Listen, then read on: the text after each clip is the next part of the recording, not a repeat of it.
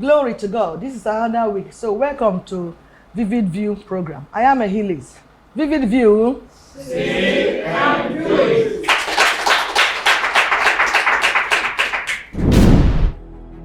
Achilles Corner. You can't build the future in the future. Say something, somebody. As we all know, that the journey of 1,000 miles begins with a step. Every great future begins with steps to achieving it. Even Stephen Covey said in his book, The 7 Habits of Highly Effective People, said begin with the end in mind. Yes, you have a great future, but what steps are you taking to make that future a great one? It's always said that when you fail to plan, you plan to fail. So for every great future, begins with steps to make it a reality. Thank you. Thank you so much for your contribution. For me, it's all about planning, as you just mentioned. Anything you want to do in life, you plan it. It's only when you plan that you can achieve your goal. As a student, before you embark on 4 years or 5 years or 6 years program in university, what is your plan? What goal have you set for yourself? Do you want to just be pass away like that? Or you're aiming at first class, second class, upper, as the case may be? What is your plan after university? How many age do you give yourself before you get married, before you do this, before you do that? So that is what it takes. You need to plan. You know, I love my slogan that says, plan your work and work your plan. So if you don't really plan your future, it's going to be a very difficult one. So don't wait till you get there. Begin now. From now, in 10 years' time, in 12 years' time, in 8 years' time, I'll do this, I'll do that, I'll do that. And then, with your belief and trust in God, He will allow that to come to pass. Thank you so much. Okay, we'll go straight to the lesson for today. Rainfall this year brought a lot of untold hardship and misfortune to so many people and homes. Really devastating. Impacts of flooding and food security is the topic for today's discussion. We shall take a break, and when we come back, our guests will be introduced. Please stay tuned. Vivid View. See and do it.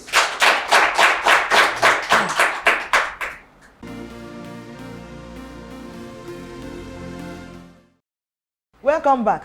In case you're just joining us, the topic again is impacts of flooding and food security. So with me in the studio today is a known face. He's a renewable energy expert and a pastor. Let's make welcome Sydney Akimolodun. Vivid View. Say and do it. Before discussion proper, please follow us on social media handles are displayed on the screen. Welcome, Pastor, again. Let's go straight to business of the day. Your introduction, definition, and perspective for this subject matter. Yes. So, thank you again for having me. Yeah. In 2012, we had a similar situation like we have in 2022. And as it is, you mentioned about, the impact of the flood on especially food security. And of course, we know majority of our farmers in Nigeria are still very agrarian in their farming, culture. And so when the floods come, which of course is the excessive flow of water into the waterlands, it submerges the farmlands, and then of course that affects harvest. And when there is harvest, it leads to scarcity. Then scarcity means a rise in the price of the available ones in the market. And of course, you know who bears the brunt, the common man. No, it is just a pity. Thank you so much for that brief introduction. Okay, what is the relationship between flooding and food security? Yes, like I did say, majority of our people, especially in the key states, Jigawa, Adamawa, Benue, and the rest of them, and some other parts, Rivers, Bayelsa, Anambra, where the flood had major impact. Majority of the people in this locality are rural farmers. Yeah. And they produce, a good number or percentage of food that is brought into the urban area, which, people like us in Lagos, eat. I still miss the food of our hometowns. So when the floods come in like this, majority of their farms, like we saw, in some of the videos and excerpts, were submerged. And of course, that led to poor harvest. It's so bad that it was just about the time some of them were going to harvest their cassavas, their rice, their yams and all that. That's when the flood came in. Estimatedly, they said about 2 million persons, suffered as a result of this flood. Over 600 and close to about 610 persons, were either, cut short or killed. Then we had situations where farmlands of over about 300 and something hectares of farmlands were submerged. And of course, you know what that will do. So harvest at this time is very poor. In fact, it has been projected by experts that the cost of rice may get up to about 50,000 naira, per bag when it comes to December, and that will affect Gari and affect every other thing. One major other thing that it does, the impact is that it takes a man who is alive to either farm or feed. So flooding also brings along, with itself all the attendant issues like health crisis, whereby people in these rural areas are not able to meet up with their daily, demand of farming, and therefore it reduces the output, and then we don't have much. And like I said, the remaining ones become scarce and prices go up. That's a good one.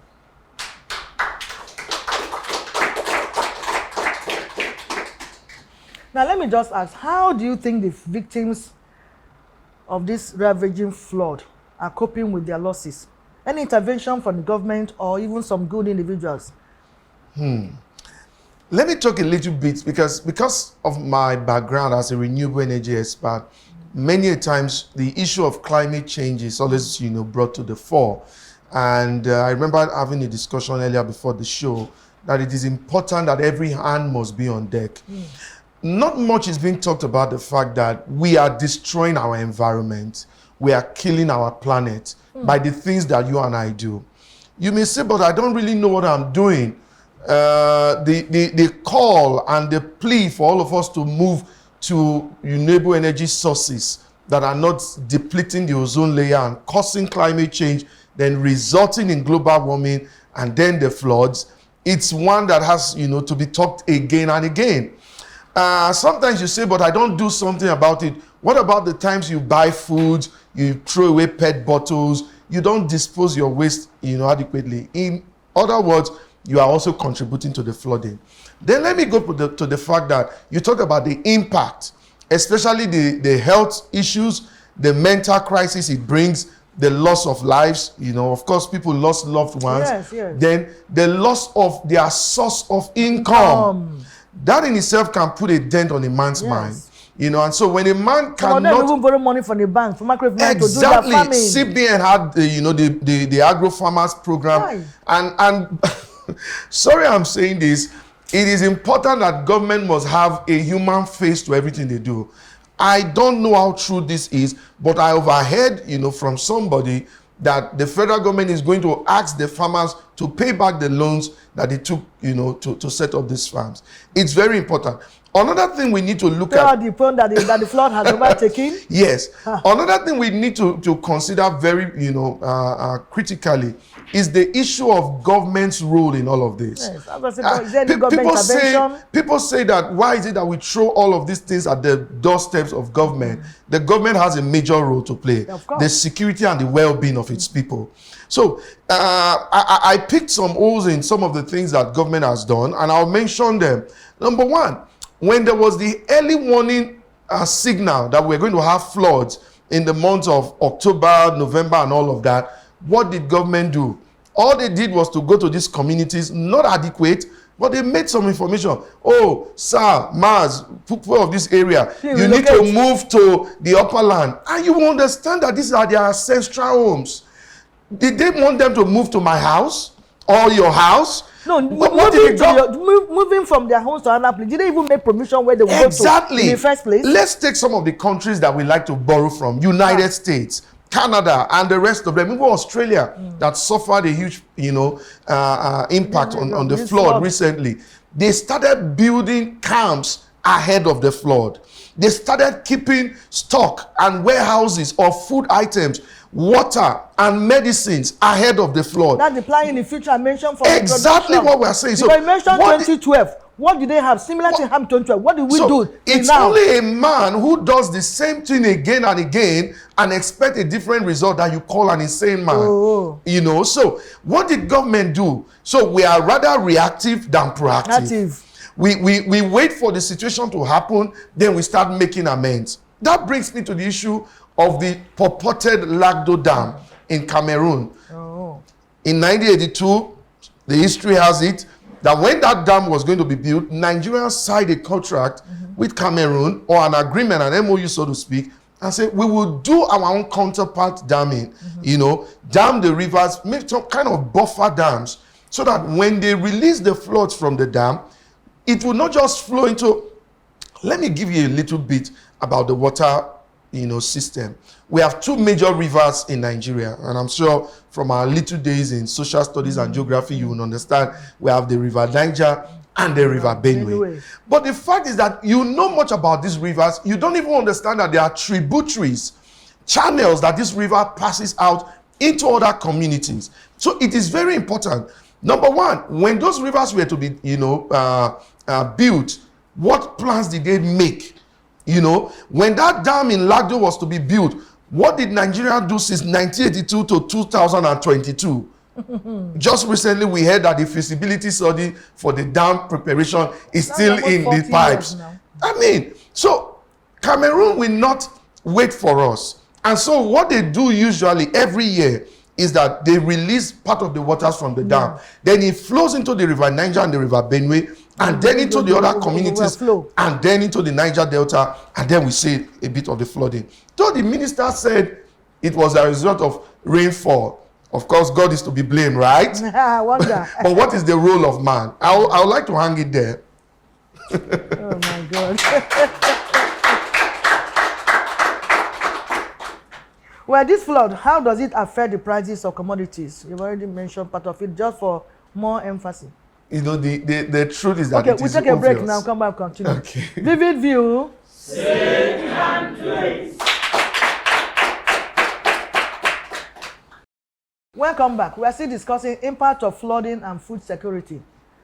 This take me to another question. Say this flood, how does it affect the prices of commodity? Though you have mentioned some of them because of the flood, you know, there's high prices and other things. So throw more light to it, please. Okay. Let me say this, and I'm sure a lot of Nigerians would agree with me. Yeah. This is the only country where when the prices of things goes up, no matter what happens, even if Jesus comes and beg them, they won't bring the prices That can down. never come down. So that in itself is a huge, huge factor. We need to also play a human face to whatever we do. Having said that, in recent times, we saw the rise of the naira against the dollar. You know, there were prophecies that it was going to get to 1,000 naira before the end of the year. But thank God for his intervention. We are back to 700 and something, and we are still jubilating. I don't think it's Uhuru yet. But again, you ask me, how do the farmers, you know, put in resources when it comes to the farming? Only a few fertilizer companies still exist in Nigeria. So most of our fertilizers are still being imported. And that has to do with dollar. So when the dollar goes up and people need to import, they will sell as they bought. So that is it. Another issue is machineries and farm implements. Little of the production is done here. We are almost next to producing nothing. Well, maybe that will change in 2023. But what will we see? So the truth fact is, when these equipments come in, I take, for example, in my own industry, this is one industry that is supposed to support the livelihood of Nigerians by providing alternative electricity. But what do we see? No government support at all. So government says they give farmers loans and all of that. Question is, how many people still are able to access these loans? And like they did with the electricity sector, some of these loans go into the hands of people who have no business with it. And so they pump it into things that, you know, don't even have business with farming, and so little or no result or output is seen. So at any point in time, when people get to, you know, put in resources, they expect a bountiful harvest. When people farm, they expect a bountiful harvest. But when the floods come and these things are not, people are not able to meet up, the little that is left is sold And that's how Very demand high and rate. supply plays a huge role in it. That's true. There's no other way. Because what we have in the society cannot even feed people. It So can't. because of that, there will be high prices, actually. These are part of the impacts of a flooding. Now, furthermore, what is the effect of flooding and psychological impacts now? I think this is the time where we need to be... Displacement of homes and all that. Yes, we need to be our brother's keeper. It's very important. You see, Ma, forgive me, when I first came to Lagos years back, that's over how many years now, I came with the understanding that I was taught to care for one another. I mean, care for my neighbor. And so that was the kind of mindset I came with. Being a brother's keeper. Yes, Yeah. but somehow along the line, society has changed that mindset. And it's not just for me, but for a lot of persons. We are no longer compassionate. The human feeling is no longer there. It's gone. You know, so what am I saying? You may not be close to an IDB camp. You may not be close to a concentration camp where that government has built. But what about your neighbor? So it starts from there. So what am I saying? The psychological effect on people when they lose their source of livelihood, when they lose, things that would put, food on the their table and help the children go by and all of that, it affects the man's mind. Was it not just recently we heard of a young lady who jumped, into the Third Mainland Bridge? Talking about the psychological impact and effect on people, when a man is not able to provide for his home and make the basic needs available, it becomes an issue on his mind. And then you see issues like depression, suicidal thoughts, and all of those begin to set in. That's why I say it's very devastating. Exactly. Yeah. So people have lost farmlands, they've lost loved ones, and there's no hope. Not only farmland, even their homes. Their homes, their Yes. ancestral homes. And forgive me, it was only being a bit political to say when the Minister for Humanitarian Affairs said that a state like Bayelsa State was not among the top 10. Can you imagine? And then it was obvious even to the blind man that Bayelsa was 99% submerged in water. And you won't believe it that when they were supposed to be providing food and some other resources for these people, I saw them giving them things like damask, clothing wears. Who puts a clothes on when he has not fed? So it is important that we must eschew politics and the game of politicking when it comes to human lives. We must. And then people need to plan, especially with government and with the people. We need to put things aside. But again, you will say, what is it for a man who earns 10 naira a day? He has not even fed. You want him to keep 5 naira. So it still has to do with a lot of government intervention. So this is the time where not just government, but NGOs and humanitarians should come in and put their support to help us.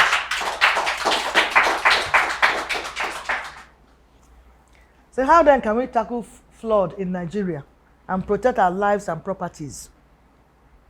Very good question. Is it those that like you mentioned from the beginning, 2012, 10 years ago now, and people are still in that same place that's so flooded, even though it's their ancestral place. So how do we tackle it?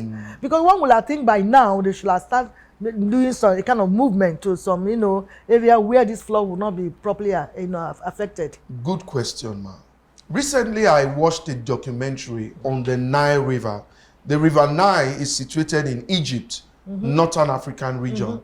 And of course, the Nile River is very big, and it has done, so much for the people of Egypt. Question, if we need to copy, if we need to go and borrow the technology that the Egyptians use, why not? What are we doing to the River Niger? What are we doing to the River Benue? How much of dredging activities do we see in this area? It is estimated that 60% of the Egyptian people live along the River Nile corridor because the government has been able to make waterways, water resources, and water-related activities around the Nile. So you see a lot of urban development. You see a lot of things that has to... For example, while I was growing up, I used to hear of water basins, inland waterways. We hardly hear of those anymore. Corporations because, again, these are sources of transportation that we have not exploited. Everybody talks about roads. The roads are damaged. They are insecure. People can't travel from point A to point B. What about the waterways? Have we exploited them? That brings me to the issue of dam and seaports. How many seaports do we have in a state like Lagos? How many seaports do we have in Bayelsa? How many seaports do we have in rivers? So the government needs to pay attention. More dredging, seaports have to be created. Number two, the water management policy of our country is still in the 1960s. We need to do more. We need to do more. So you don't wait for the flood. You approach the floods during the dry season so that during the rainy season you can accommodate the flood. The water we call flood can be channeled to irrigation. They can be used for water sports.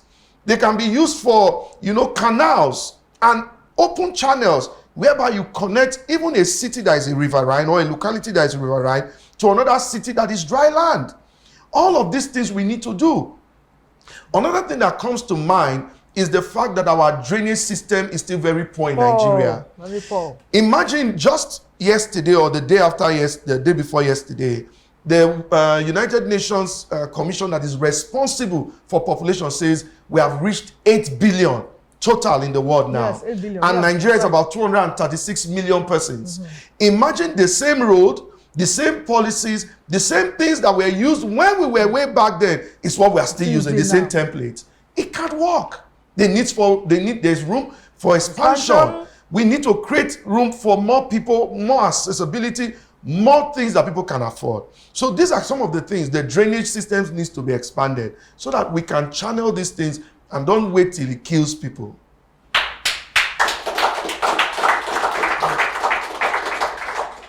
I see the effect of that 2012 we mentioned, because if a proactive measure had been taken from that 2012 to now, we may not have experienced what we experienced after 10 years. Exactly, yes. We don't have experience. That's why I started by that reading. You cannot build the future in the future. Yeah, you need you've to be got to plan. proactive.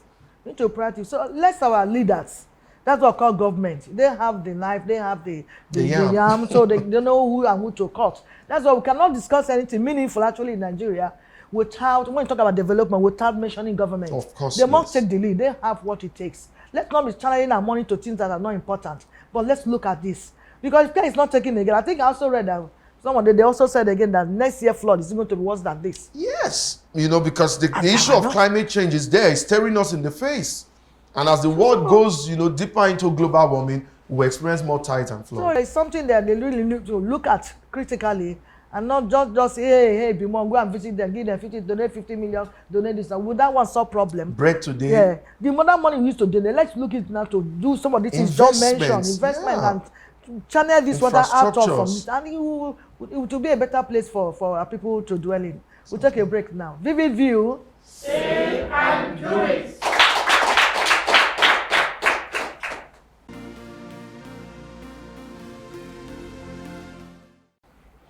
Welcome back. Still discussing impact of flooding and food security. Well, that's taking to another question again. So lastly from me, how can we ensure food security in our country, Nigeria? It all goes back to the issue of planning. Plan again. There was a time in this country, there was a policy known as the Green Revolution, Yes. where young people were encouraged to go into To farming. farming. And government will give subsidies, not subsidy on petrol, but subsidy on agriculture, where young people were encouraged with a whole lot of incentives, tax rebates, and things like that. Those things don't sustain, they don't last. But those are things that where are actually we help with us. those today? So when we talk about Operation Feed the Nation came again. Where are we? exactly, so when we talk about tackling food insecurity, it has to do with detailed well planning.